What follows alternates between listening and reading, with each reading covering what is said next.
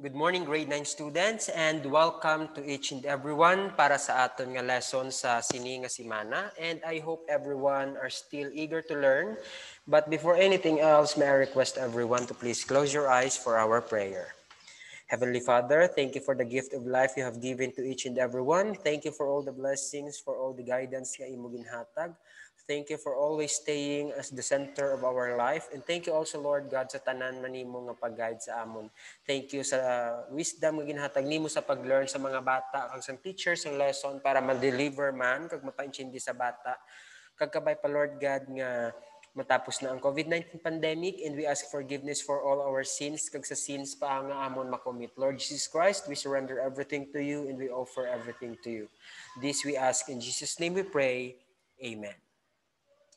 Okay, class, for our Bible verse of the week taken from the book of Psalm chapter 32 verse 8, I will instruct you and teach you in the way you should go. I will counsel you with my eye upon you. Always take note, class, that when you set your goal or magkuan ka sang imong nga dream, always take note that you are going to make Jesus Christ as the center of it. Okay, without God, you cannot be successful in the future. You can only be successful if you have the Word of God lived in your heart and if you accept Jesus Christ as your Savior. And if you let Jesus Christ nga mag-guide sa imo, padulong sa kauswagan, padulong sa masanag nga dalan. Jesus Christ is always watching us, always guiding us, whether ara kita sa madulong nga dalan, padulong, or sa masanag nga dalan. And I am encouraging everyone to share the Word of God to others para mangin aware man sila, kag mangin kabay pa nga ma-encourage natin sila to make God as the center of everything, as the center of their life, because without God, we are nothing. There's wala sang imposible kay Jesus Christ. Okay, class, for this moment or for this morning, we are going to learn another topic, loss of exponent. I know that you are familiar of it because some grade 8 kamo, you have tackled this, but let us going to have a sort of review about the loss of exponent. Given the a to the m, or a exponent to m is called an exponent, and a is called the base. This is an example of an exponential form. Base, ang ginatawag na siya nga term or variable of which is being raised upon. Siya na siya ang ginabutangan sang exponent. Ang base, siya na da ang sadalom. Exponent, or the term or variable, is raised by a term, also known as the power. So usually, ginatawag na siya naton nga power, kag mas common sa ginatawag nga exponent. Ang aton nga loss of exponent, may ara kita gina-involve ang base kag ang aton nga exponent. But we are going to tackle first what are the loss of exponent. Number 1, exponential form.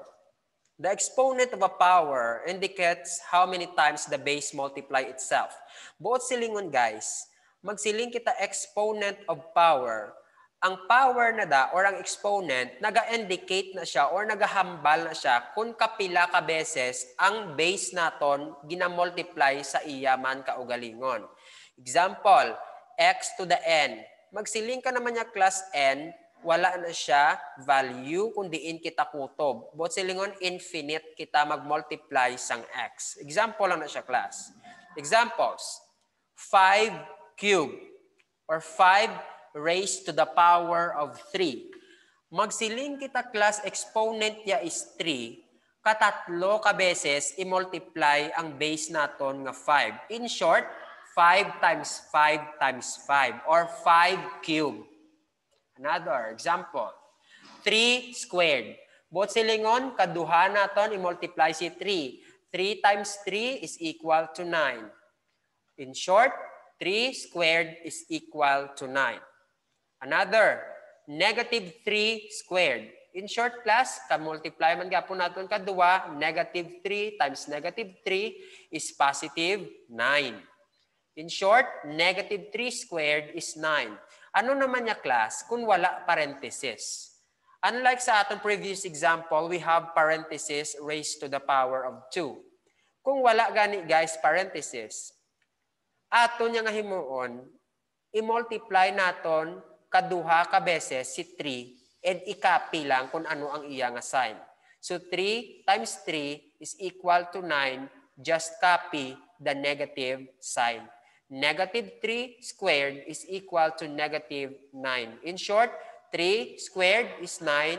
Just copy the negative sign. Any number raised to the first power is blank. Magsiling kita class first power raised to 1.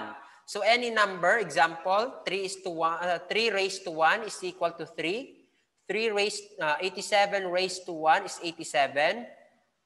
528,921 raised to 1 is equal to 528,921. Rule. Any number raised to the first power is, what do you think? What have you observed? Na-observe ninyo nga tanan nga number raised to the power of 1 is equal to itself. In short, any number raised to the first power is itself. Example, a raised to 1 is equal to a. Another law of exponent, number 2, the multiplicative law of exponents. If the bases are the same, magsiling ka class bases, ato ang aton nga sa dalom, and if the operations between the bases is multiplication, then the result is the base powered by the sum of individual exponents. For example, class, kung parehos lang sila base, kag ang multiplication ang aton operation, ang answer sina class or the product of that is ang base tapos gina-plus lang naton ila exponent. Example, x to the m or x raised to m times x raised to n is equal to, ginakapi lang naton class ang base nga common sa ila nga duwa. Kag gina-add lang kung pila ang ila exponent. Amo na siya ang aton dayon answer. Another example, 2 cubed times 2 raised to 4. They have common base which is equal to 2. Then, i-add lang ang exponent nga 3 plus 4. In short, 2 cubed times 2 raised to 4 is equal to 2 raised to 7. Amo na siya ang number 2 rule nato, law naton, the multiplicative law of exponent. Ginakapi lang ang common nga base, kag gina-add lang ang ila exponent. And that is already the answer. Proof sina niya class. Buot silingon, 2 cubed is 2 times 2 times 2. Katatlo ka beses i-multiply si 2 times 2 to the 4th. 2 to the 4th, kaapat, man i-multiply si 2. 2 times 2 times 2 times 2. Kung ato na siya class isipon, pilatanan kabilog 2. 1, 2, 3, 4, 5, 6, 7. In short, 2 to the 7 ang aton nga product. Kung gin-multiply naton ang 2 cubed times 2 raised to 4. Ginakapi ang common nga base, gina-add ang exponent. Next, product rule. A to m times A to n, ang mo to siya sa gihambal ko, is equal to A, copy lang ang base nga common, then add the exponent. Product rule man ang tawag niya sina sa iya. Saying goes, base, base, add. Para matandaan mo lang siya class hapos, base, base, add. Copy mo lang, tawon mo kung ano ang base, then add mo lang ang exponent. If the bases are the same, add the powers. 2 to the 4th times 2 to the 5th, what are the base or the bases and the powers? So, ang base nila is 2. Very good. How about the powers? 4 plus 5, okay, 9. In short, ang answer to niya is 2 raised to 4 plus 5 is 2 raised to 9. Or kung ato na siya class, is-simplify pagid, 2 times 2 times 2, 9 times. Pwede mo na siya madiretso sa calculator. Pwede mo man na siya manual. Let us make use of technology class because in college or in your future, hindi na siya siling more on manual. Kinahanglan natin i-make use of technology pero kinahanglan man natin i-make sure nga kabalo kita sa manual. Let us make use of technology. Hindi na siya natin pagpabayaan. Usually, amo na siya ang reasons ng some of the teachers nga kinahanglan, mamanwala na. But when it comes sa inyong board exam, makalculator lang kamo nagihapon. That is why, mamanul kamo magamit calculator just because wala inyo gin-explore ang technology. Naanad kamo sang manwala na. Balance lang dapat. Let's make use of technology and manual, kinahanglan kabalo kita. Next, product of a power. Another example, negative 2 raised to 4 times negative 2 raised to 5 is equal to Kay negative times negative class is positive. Then, add lang ang ila nga exponent. So, 2 raised to 9 is equal also to 512. Kung negative kag negative, hindi ka magsiling nga i-copy mo lang man ang sign. Ang hambal dira ya class, copy lang ang base. Since ang base nila is 2, so gin-copy ta lang ya si 2. Then, ang sign nila ya guys, aton gina siya i-simplify. Negative times negative is positive. Then, simplify na siya naton. Next. Another law of exponent, the division law of exponents.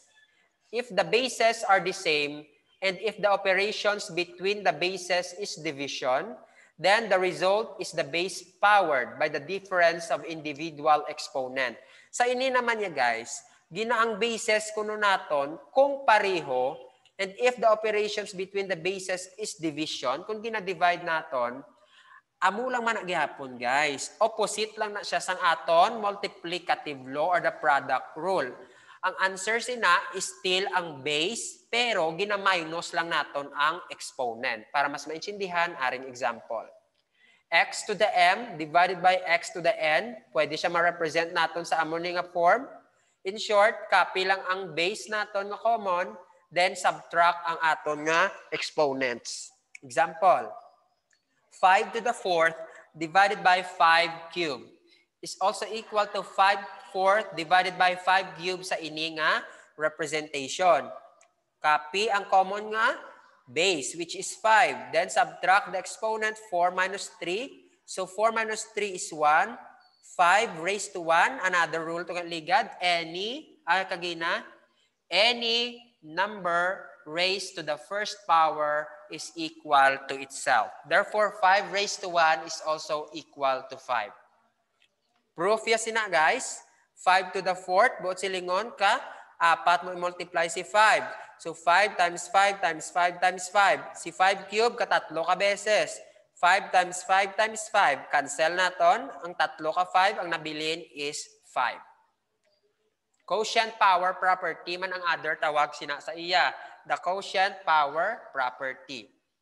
A to the m over a to the n, just copy the common base, then subtract the exponent. Saying goes, when dividing an expression with a power, subtract the powers. They must have the same base in order to subtract. Hindi kita class ka subtract sang ila nga exponent kung ang ila nga base is not the same. Same thing sa aton power product property. Hindi kita maka-add sang ila nga exponent if their bases is not equal or hindi pareho. Example, x to the power of 8 and x to the power of 3 or x cubed. Ano ang ila nga common nga ano? Base. Okay, para makita, let's take for solution. A to the m, mutong example naton, x to the 8, x cubed. So aton lang i-copy ang common nga base, which is x, then subtract the exponent 8 minus 3. So 8 minus 3 is x to the 5th power or x raised to 5. Quotient power property, another example. Sulion naton. X to the cube or x cube divided by x to the 8. Copy the common base, which is x. Then, aton siya ipakita sa inyo guys para makita nyo good. Makita nyo na sa class, x to negative 3 minus 8. Okay, equals na siya sa x to the negative 5. Amo na siya class, kay 3 minus 8 is x equals negative 5. Karon, aton ina siya i-analyze kung paano siya nag-equal sa amo sini. This is the ginatawag naton guys nga ano gitawag sini ng quotient basta to the raised to the negative power. Once mag-negative ang power naton guys, aton na siya kung isa-isaon, sorry kay nalipat ko. Ara pa na siya sa next nga slides naton. Mag-amo na ni siya gani guys x to the negative 5. Kuhaan mo lang reciprocal si x. Ang reciprocal ni x is, for example, si x naton, it is a fraction nga x over 1. Ang iya sina nga reciprocal is 1 over x. Since ginkwaan mo na ni siya guys reciprocal, ang exponent ni class nga negative 5, mahimo na siya positive. Kaya ginkwa mo na ang reciprocal. Reciprocal ni negative 5 is positive 5. That is why ang aton nga answer is like this. Amo lang na siya class ka simple. Once negative ang power, kwaan mo lang siya reciprocal, ang aton nga base kag ang aton nga exponent. Another example or another law. Exponential law of exponents number 4. If the exponential form is powered by another exponent, then the result is the base powered by the product of individual exponents. Kung ang aton gani class exponential form, for example, 3x cubed may power pagid siya sa babaw. Ang himuon talang da class, copy lang gid ang aton base, then i-multiply ang duha ka exponent naton. Are something like this. X to the m raised to n pagid. May exponent ka na, may exponent pagid nga isa. Ang himuon mo lang di guys, copy lang ang aton nga common base, then multiply the exponent m kag n. Example, 4 cubed raised to power of 2 or 4 cubed squared is equal to, copy ang base natin nga 4, then i-multiply ang aton duha ka exponent nga 3 times 2, we have 4 to the 6th power. Proof yun sina guys, katatlo mo da na i-times ang aton nga 4. So 4 times 4 times 4 kay 4 cube siya. Then, ang tatlo na ka 4, i-times mo naman duha ka beses, kay squared naman siya. 4 times 4 times 4 times 4 times 4 times 4. So isipon natin pila na tanan ka 4. 1, 2, 3, 4, 5, 6. Amo na class nga ikapila ang base, then may ara kita 6 ka 4. Amo na nga ang 4 cube squared is equal to 4 raised to the power of 6. Another, power of a power ang tawag yan naman sina sa iya. A to the m times n is equal to a to the m to the raised to n. Saying goes, power, power, multiply. Kung power to power, multiply. If the powers are near each other, multiply the powers usually deals with parentheses. Basta may parentheses class, amugin ni siya usually ang aton makita ang power to power. 3 squared, raised pagid siya sa cube nga power. So what are the bases or the base and the powers? So para makita naton, the base is 3. So ang aton lang imo in class, i-multiply lang ang exponent nga 2 sa exponent nga 3. So 2 times 3 is 6. Gincopy lang ang base nga 3. So 3 to the 6 is equal to 729. In short, mag 3 to the 6 class, 3 times 3 times 3 times 3 times 3 times 3. I-multiply lang nimo ang aton base nga 3 6 times. Next. Power of a power ng example. 2 raised to 3 squared. So 2 to the 6. Okay, wait lang. Okay, amo ni siya class.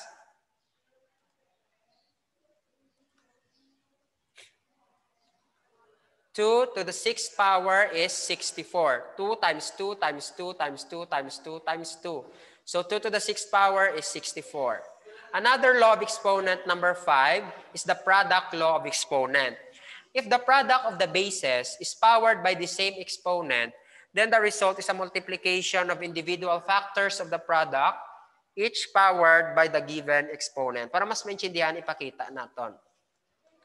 Kung duha na di gani guys, or ga-multiply na kita, may duha na kita ka bases, nga gin-raise lang sila sa the same power, ang himuon dira naton class, ang isa ka base, i-multiply mo man siya sa iya nga power, ang isa ka base, i-multiply mo man siya sa iya nga power. Example, x, y raised to n. Si x, i-raise mo kay n, si y, i-multiply mo man to the power of n man niya. Para mas maintindihan, 36 equals 6 squared is also equal to 2 times 3 squared. Mag 2 times 3 squared na kita class, may ara kita nga 2, i-erase mo siya sa power man ni 2, si 3, i-raise mo man siya by the power of 2. Kay ang base naton kinahanglan sakop ni siya class ang aton exponent nga ara sa gwa. Ang proof niya sina 2 squared equals 4, 3 squared equals 9, 36 is equal also to 9 times 4. So para mas maintindihan, tagaan ta pagid isa ka example. Distribute the power to the bases. Amo na siya ang pinaka-best nga term. I-distribute ang aton nga exponent sa kada base naton. 3x to the fourth, for example. 3x to the fourth, ha? Example na siya.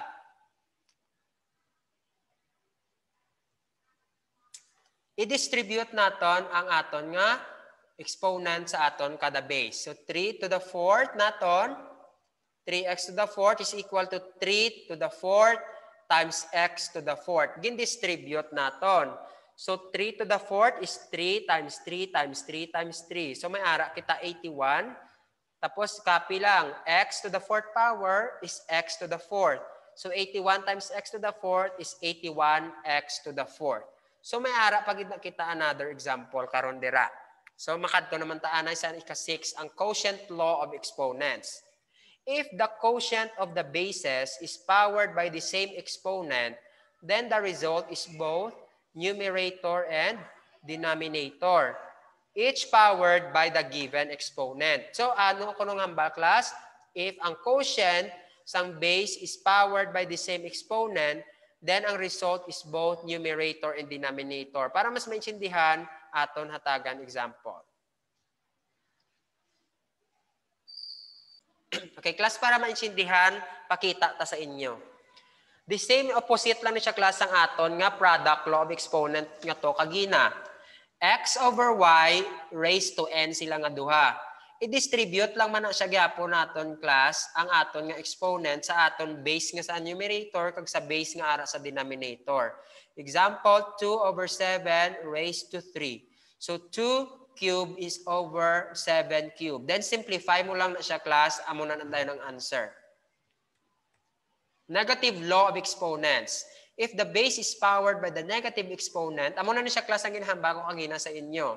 The base becomes reciprocal with the positive exponent. X to the negative m is equal to 1 over x to the m. So kung may negative kita nga exponent, kuhaan talang reciprocal ang aton nga base, which is 1 over x, then ang reciprocal mo sa exponent naton, negative m, mahimo siya positive m. Example, 2 raised to negative 3. 1 over 2 raised to the power of 3, or aton siya i-simplify is equal to 1/8. Example pagid, 1 over 5 to the negative 3. Ang himuon mo lang da, kuhaan mo man gyapon, i-reciprocal mo man gyapon. Ang denominator mo nga 5 to the negative 3, kung i-reciprocal na siya naton, ma-positive naman na siya ang aton nga exponent. Mahimo naman ang numerator, mahimo siya denominator. Then simplify, 5 cube, butsilingon, 5 times 5 times 5 is equal to 125.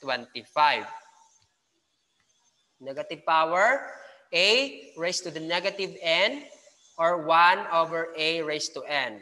A raised to negative 3, kuhaan mo lang siya reciprocal, 1 over a, then ang positive, ang negative ng exponent, gahimo siya dayon, positive. The laws of exponent, we have zero law of exponents. Any base powered by zero exponent equals 1. So paano na siya? X raised to 0. Tandaan naton class, maski milyon pa na ang kwarta, milyon pa na ang number, basta raised to the power of 0, ang answer sina is always 1. Any number raised to the exponent 0 will always be equal to 1. Example, dako ni 112, raised to power 0, 1 man siya gyapon. 5 over 7, raised to the power of 0 equals to 1. Misan ang flower ng word, raised mo siya sa by the power of 0, equal to 1 man na siya gyapon. Any number is raised to the power of 0 is always equal to 1. 3 to the 0 is equal to 1. 87 to the 0 is equal to 1. 528,921 raised to the power of 0 is also equal to 1. Rule: any number raised to the power of 0 is equal to 1. Okay guys, sa inyo dirang activity, gintagaan ta kamo sini. Pero hatagan ta kamo kung paano ini siya naton isumahon. Okay, just wait for a little while kaya ma-create kita another slide para makita siya ninyo. Kung paano kita mag-create or mag-solve using sang amo sa to. So wait lang. Okay, for example, you have, may ara ka mo for example, negative 2x squared.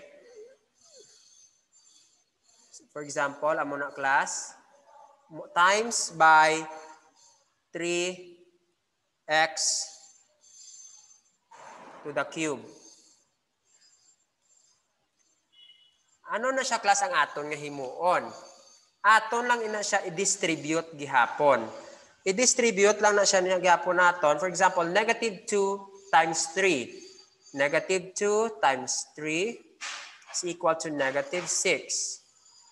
Negative 2 times x cubed is pila? Okay. Wait lang gid class kayo nga aton nga kon. So amo na siya class ang the same sa aton ng example. First, negative 2 times 3 is we have negative 6. X squared times x to the cube, we have copy lang ang aton nga base, then add lang ang aton nga exponent. So amo lang gid siya kasimple. Another example. May hari kita diri for example 2x i-times siya naton by 10x. So ang amo lang ni siya class, aton lang na siya idiretso man. 2 times 10 is equal to 20. Then x times x is x. May-ari na di siya class nga 1, may-ara man da 1. So gina-add lang na naton, di ba kagina? Kung the same ang base nila nga x, aton siya i-add ang iya exponent. Therefore, 20x squared. So paano naman kung may tatlo naman siya ka variable? For example, 2axy times na naton by 7xy naton. Amo lang na siya class, 7xy lang siya yabi. Ang aton lang din nga himuon class, multiply first 2 times 7, 14. A, may A diri sa piyak, wala. No, simply copy lang si A. X kagang x, so x times x is x squared. Kaya gina-add nato ng exponent. Y times y is also y squared. Kaya gina-add lang nato ng exponent nga 1 kag 1. That is why ang aton answer is 14ax squared y squared. So amo lang na siya class ka simple. Lantawon lang da siya ninyo kay ang aton sinadira nga ipaansiran ko sa inyo sa diriho.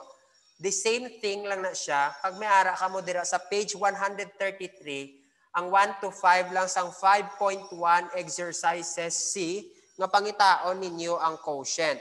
Kung gakuan ka mo quotient, ga-subtract naman ka mo ya sa exponent. Kung ka-find ka mo product, ga-add naman ka mo sa exponent.